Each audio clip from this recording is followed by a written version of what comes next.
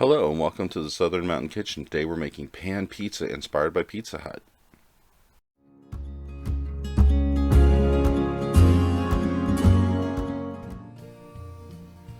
Okay, to start with, you're going to need 2 cups, which is 11 ounces of bread flour. This is not all purpose, it's bread flour. It's a totally different ballpark. To this, you're going to add a teaspoon of salt and a teaspoon of instant or rapid rise yeast. Once you get these into your bowl, you're going to want to mix them through. You want to make sure that the yeast and the salt gets through all of the flour. You don't want it all built up in one area, so you need to stir it about a bit to make sure that everything's incorporated.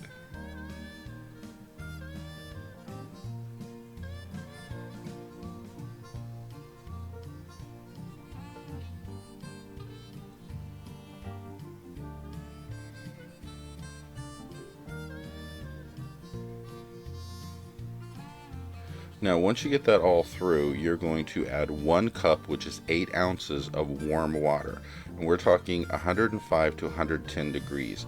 You don't want your water to be cold because it won't activate the yeast, but you don't want it boiling hot because if you do that, you're going to kill the yeast. So try to keep it within the temperature of 105 to 110. Once you get it in there, go ahead and mix this through because you're going to want to start scraping the sides of your bowl, bringing everything in to make a ball of this dough. Mind you, you're only going to get so far with a spatula and you are going to have to start using your hand. So work it through, bring in everything from the sides and try to squeeze this into a ball as you're doing it, because as you're doing this you're actually pulling everything in. Just rotate it and squeeze through.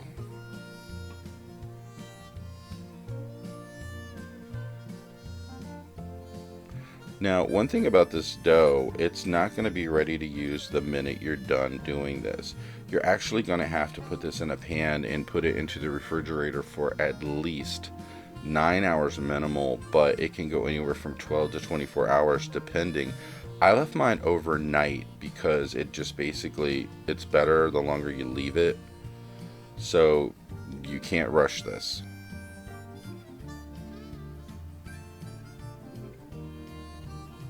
So as you can see, the dough has formed a ball at this point and it's pretty much ready to go into a container to go to the fridge.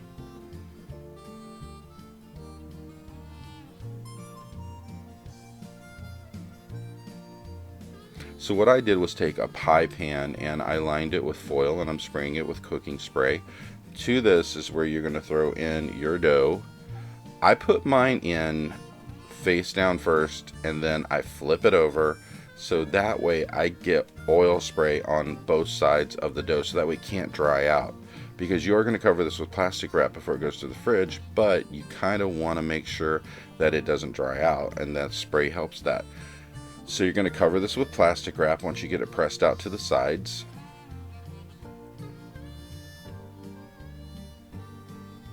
And then it's into the fridge. Now, being that this is going to sit in the fridge for so long, it's going to be extremely cold. So when you bring it back out of the fridge, you're going to have to sit it on the counter for at least a half an hour to warm up. And as you can see with what I have here, this is what happens when it rises. This dough came up quite a lot. It's almost doubled in size, which is nice. Now you're going to transfer this to a cast iron skillet, which you're going to actually put about 3 tablespoons of extra virgin olive oil in the bottom. Smear it around with your hand, then put the dough into it and then press it to right at the edges of the pan, because you want this to actually be pushed out as far as you can get it in your skillet. And yes, you should use cast iron because, you know, the dishes that they use at Pizza Hut when they're cooking, it is like cast iron. So go ahead at this point and you're going to start adding your cheese to it. And you're going to use Monterey Jack cheese. This stuff is amazing. It gives a great taste, but you're going to put this on the outer edge. You're going to make like a wall and you're going to go all the way around the edge of the pizza with it. And it doesn't matter if you clump large amounts of it to the side. It's fine with that, because what you're going to do with it as it cooks, this is going to make a crusty edge on it that's kind of crunchy, but it has a great taste to it, and it has that kick that you really want. So when you're using the Monterey Jack, you're going to use at least 4 ounces, which is a cup. But as you can see, this goes around the whole perimeter of the pizza easily. So it's not like it's too much or too little, it's just the right amount.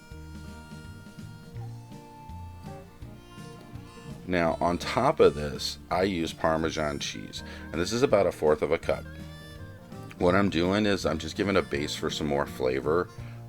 You may or may not want to use it, but I do. It does taste really great. And then we're going to add sauce. This is basically just a pizza sauce you can buy in the store that I turned a little marinara because I added some sugar to it to sweeten it up. So basically, if you had about a cup of sauce, you'd only be putting in somewhere like a tablespoon of sugar or less. Smear it all over the place. Make sure your sauce goes all the way out to the edge of the Monterey Jack.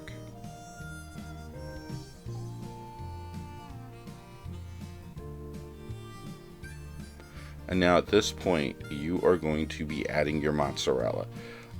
You should probably get a block of cheese and shred it rather than the bag, because when you get the bag, sometimes it doesn't melt as well or do a good job. But if you have the bag, use the bag. You know, I'm just saying, if you could, shred the cheese.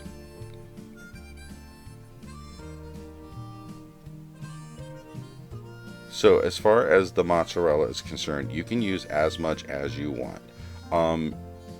I say use at least, almost 7 ounces. I mean, I load the cheese on because I like a cheesy pizza. To this, you are going to need a teaspoon of Italian seasoning and then a 1/2 teaspoon of garlic powder. That way you're going to give it a little bit of flavor. Then on top of this, we are going to add pepperoni. You can use as much as you desire. It really doesn't matter. Now at this point, you should have your oven warmed up or warming to at least 400 to 425, depending on how hot your oven gets. Because that way you want this oven hot before you put this in. So if your pizza has to wait a couple of minutes for the oven to warm up, that's perfectly fine. Just get it warming up now. When you put the pizza in the oven, you're going to cook it from anywhere from 20 to 25 minutes. What you're looking for is a brownness around the edges, which means the bottom is going to be browning too. And when it comes out, it will look something like this. It has that thick crust, that crunchy edge, and the taste of Pizza Hut, believe it or not. If you like this video, please like and subscribe, and I hope to see you next time.